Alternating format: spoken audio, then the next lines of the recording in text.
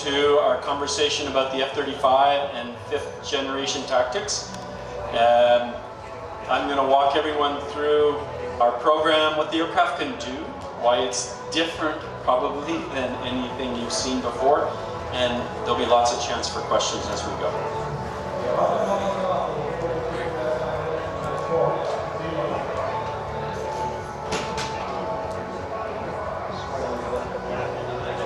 My name is Billie Flynn. I grew up as a Canadian Air Force fighter pilot.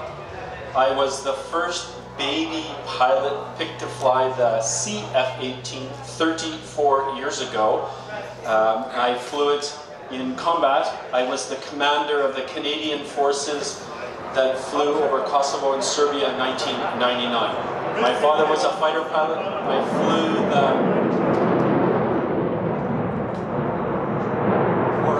We're at an air show. I was a display pilot for the F-18 31 years ago at the Paris Air Show. And then I retired and I became a Eurofighter.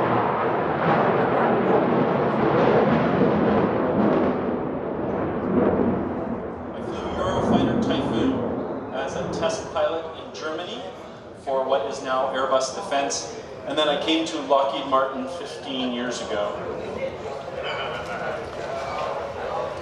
I'm going to talk about the technologies of a 5th generation aircraft, what makes it so unique. Some history of the evolution of airplanes and how we get to this conversation. Fighters and generations began with aircraft, the beginning of jet engines, and then we went to aircraft that could go supersonic. In the 1960s, we introduced an aircraft that could do multiple missions at a time. It's the era of the MiG-21. It's obviously the era of the F-4. And then we got to 4th generation aircraft. That's the end of the 1970s, the beginning of the 1980s. One human in a cockpit doing multiple missions with a single airplane. That's how we evolved.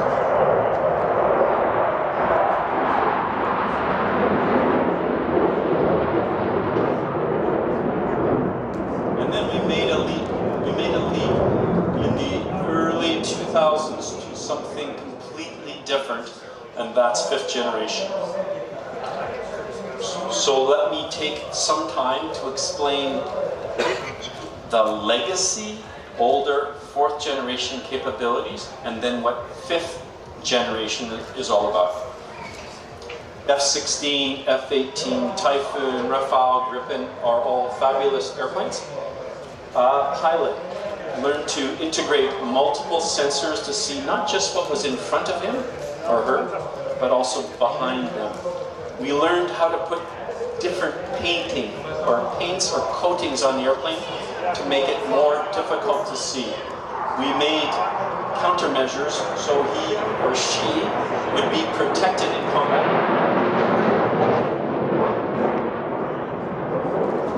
We gave sensors like a radar that could plug targets in the air and on the ground. We dropped laser-guided bombs and GPS-guided bombs, precision munitions, and we gave us, like you're seeing out here, fabulously maneuverable aircraft.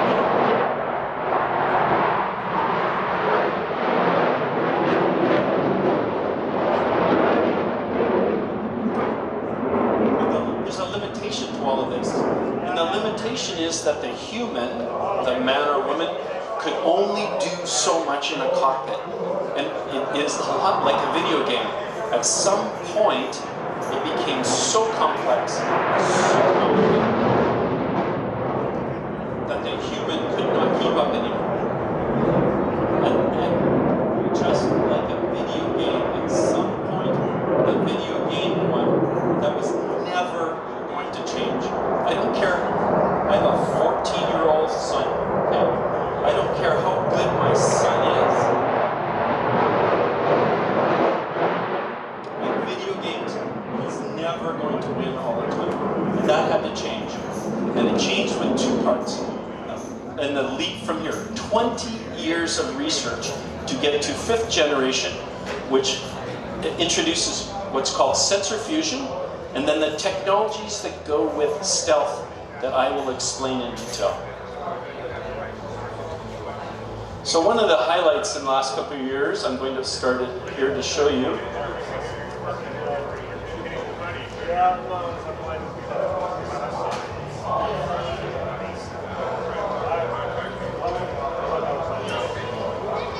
I'll leave it alone. To the two attributes of 5th gen are stealth and sensor fusion. Stealth is not Harry Potter and the cloak of invisibility like in the books or the movies that our kids read or watch. Stealth is designing an aircraft that is exceptionally hard to see, that effectively cannot be seen on radar, not invisible, but so difficult to see that a pilot flies without anyone ever knowing where they are at any time, essentially ever. And it has to be designed from the very beginning. You design the lines of the aircraft, the geometric shape. You design all access panels to make sure they don't reflect energy, not just in the front, but in the back. You hide the front of the engine, so there's no reflected energy. And we've learned, after the third stealth airplane in recent times at Lockheed, from the F-117 fighter of the first Gulf War to the F-22 to the F-35, how difficult it is to design stealth. And you have to do it from the beginning. You can't just paint an aircraft later in life and hope that it's stealth. Why is stealth important? It's important. I come from Canada, a very small Air Force with very few pilots. And to us, survivability matters. Sending a pilot into a combat environment or into a place where he's threatened and bringing him home alive, that matters to everyone.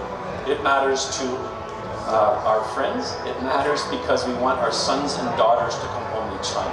That's what stealth means to us.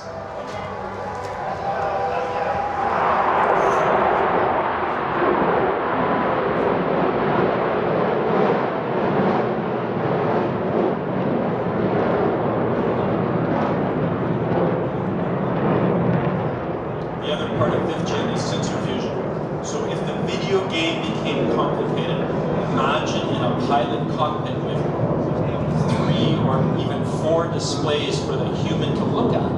It was monstrously difficult for any of us to look at all that information, decide what's important, and to execute our mission. And we could never get better.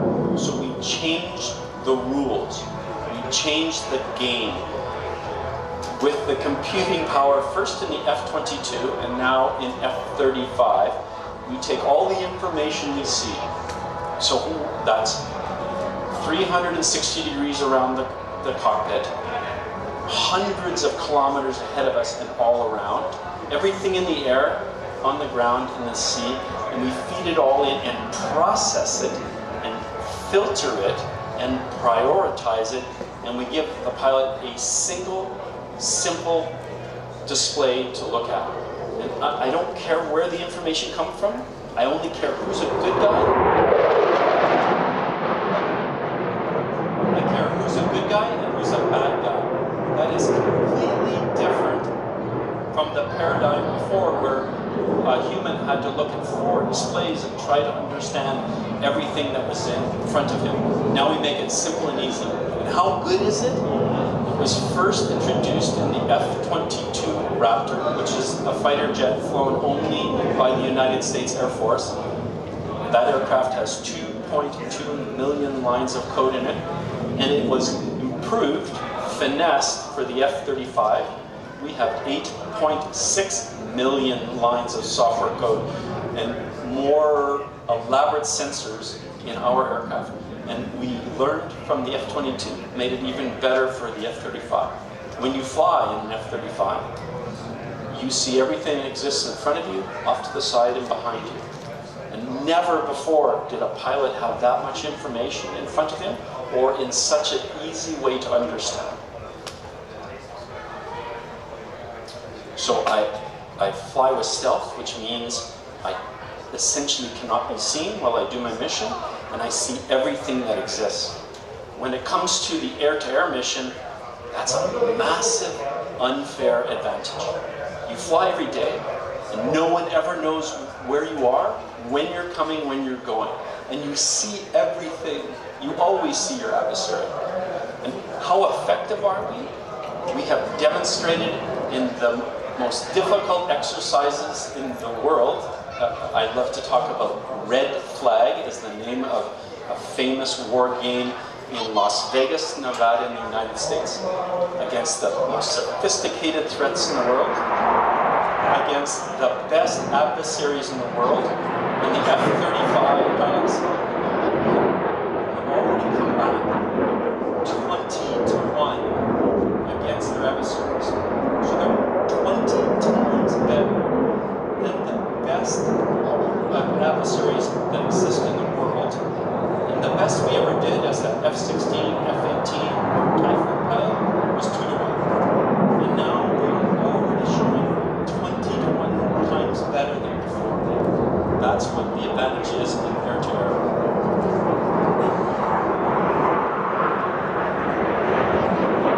In Finland, you have some pretty rough neighbors, not very far away. Pretty unpredictable, remarkably lethal. It's a tough neighborhood. I grew up in Canada. I was in charge, I was the commander of the entire western part of Canada and the Arctic for air defense. For our neighbors had to come across the North Pole. I know that apparently Santa Claus lives in Finland, but I thought the North Pole was Canadian. He has to come over the North Pole twice. Our threat is a long ways away. That's an entirely different conversation here in Finland when the threat is very, very close. The surface-to-air missile threat against an aircraft is lethal to at least 100 kilometers. And in a legacy jet, F-18 in combat, that I flew, you are vulnerable before you ever enter enemy territory with a legacy airplane. In an airplane that cannot be seen, that sees everything on the ground, you can now go do whatever that mission is in an air-to-ground environment, never be seen when you see everyone else and leave. And you will survive against the most sophisticated threats in the world right now in this airframe. If you flew my legacy F-18, you'd never even enter enemy territory before you might be shot down. The sensors on this airplane allow us to see everything that exists in the electronic spectrum. Okay? That's everything that emits energy at us or looking for us. We don't have to do anything about that, but we get to see everything that's out there. We can shut them down electronically, or we can know enough just to avoid them as a threat. Never before has the capability to see so much existed in a fighter jet. It was always in platforms like AWACS, those that know it, Airborne Warning and Control Systems, big airliner-sized airplanes would gather this kind of data that we now get every day in an F-35. And the most interesting thing that we look at in the future is intelligence, surveillance, and reconnaissance. It allows us to gather data about our adversaries every single time we fly in every single F-35. And that's terabytes of data about what our adversaries have that we share amongst F-35 pilots and we share with our commanders in the air and on the ground. It will be a significant advantage as we look forward, understanding what our enemy has against us. One of the biggest strengths of the F-35 builds on what the F-16 did early in its lifetime. What I did in combat. We operate interoperability. We are interoperable. In the F-16, or in my era, as a fighter pilot, we learned to operate together and share information. What happens in the F-35 is it allows us to share information across the same platforms together when we fly, and also to share data with, whether it's sea assets or other, in this case, fourth generation aircraft. It allows us to operate with them to pass on the information that we know to those assets, those parts of our team that otherwise would not know the information. And in the end, what does that all mean? We go to an exercise and against the greatest threats in the world, and we are 20 times better than any of us have ever been. None of us had any experience or any expectation to be that good. Never could we have imagined that we would be so much more dominant than anything we knew. The best we ever did was 2-1. Now we're better than 21. And what does that mean? It takes 3 years to build a fighter jet, whether it's Boeing or Lockheed or Eurofighter, 3 years.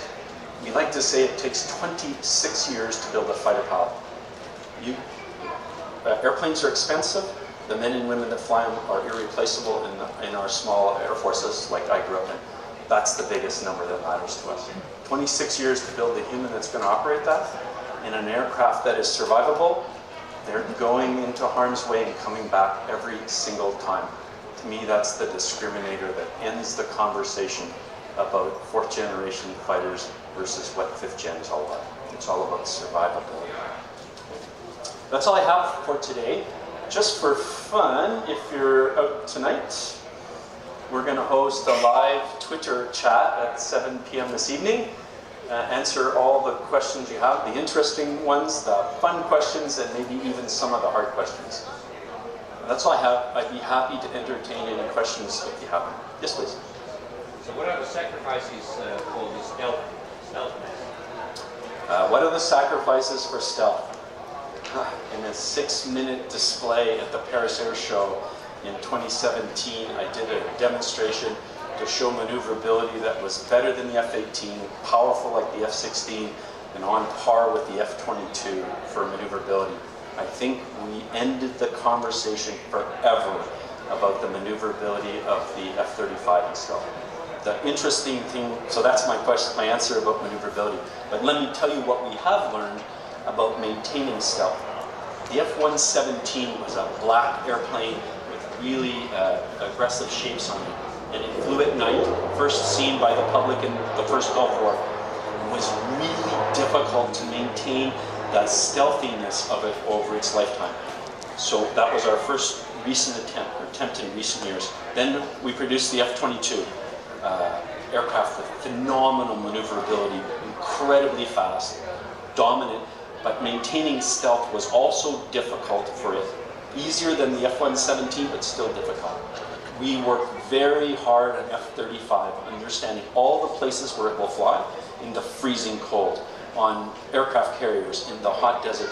We worked very hard to understand how to be able to maintain the stealthiness of this aircraft over its lifetime. And I think that's one of the most interesting progressions, that every single day that our jets fly, they will go out as if they were as good as on the first day. Yes. If I may continue. Yes, please. What's the turnaround time between sorties, and how many sorties you could possibly do per day? What's the turnaround time on sorties, and how many sorties today? I know someone here who knows the answer, but I'll tell you that what we do know day to day, in Phoenix, Arizona, in the southwest of the United States, at Luke Air Force Base, we have it's really the training base for the F-35. Those squadrons now train pilots every day and fly the same number of sorties per day training as they did in the years having the F-16. The United States Marine Corps operates the F-35 as often. They fly as many times as they ever did with the Harriers or the F-18s they once had. Steve, do you have an answer for that? The answer really is what the units want to fly. Just Luke Air Force Base and Bill Air Force Base fly different position rates. But what they want to fly, they have to fly. Our serviceability rate is now up above 70%, which is higher than the lines that we expected at this point. The airplane works. Just to give a metric, the test program alone, 9,000 sorties on 20 airplanes. 20 airplanes out of the 300 that exist. 9,000 sorties just in the test program. 65,000 test per hour. It's the most robust test per hour conditions. I'm just referring to the time. You know, Finnish Air Force used to have rockets, soft rockets. These guys, they wanted to show off how fast you can refuel it and rearm it and put it up in the air. 6 minutes. Can you beat that? No, I probably can't refuel a F-35 in 6 minutes. Any other questions? Anyone? Thank you so much for your time. Thanks for coming out today.